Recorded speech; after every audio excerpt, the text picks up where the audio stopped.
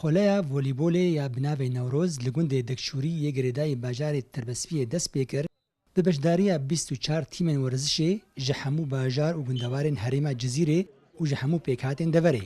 Komîta amedekar ew belav kirin ser 8 grûpan ku her grûpek sê tîman li xwe digire. دوریا ما بناوێ دوریا نەورۆزەیە ئەمرێ وێ ناشتی حتا 35 ساڵایە و ji hemû kesa beşdar dibin ji birayê Arab ê Xristiyan û Kurd û hedefê me ji vê dewriyê hejêkirin zêde bê xort hevdû bibînin ne yanî neşatekî gelkî em pê serbilindin em hemû hevdû dibînin xortê me kevin hene xortên û em tev hevdû dibînin.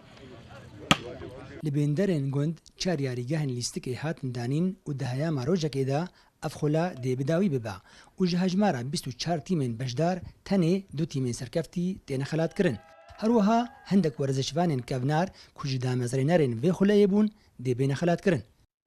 Niha îro roj 24 tîm îro dilîzin di nav da tîmên hemû pêkhatiyan hene Arab hene Xristiyan hene ji xwe Kurdin. Ev dewriya jî piştî Newrozê çê dibe divê dewriya de bi rastî rihekî hevgirtî di navbera tevayî pêkhatiya de heye. Min jî berî ku ez hunermend û ez riyadî bûm em dileyîstin destpêkê de sala 84 de me yekemîn dewrî çêkir ji bo xatirê Eyda Newrozê û berdewam kir de her sal bû li gundekî û li vê dên hez hatime dawakirin ji bo xatirê min xelat dikin ji ber ku hinek bizava min tê de heye.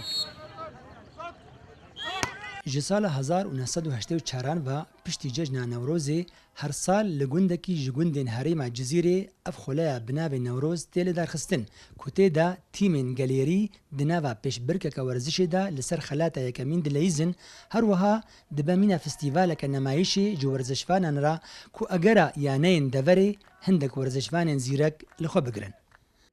Dilovan Çeto, Kurdistan 24, gundê Dekşûrî.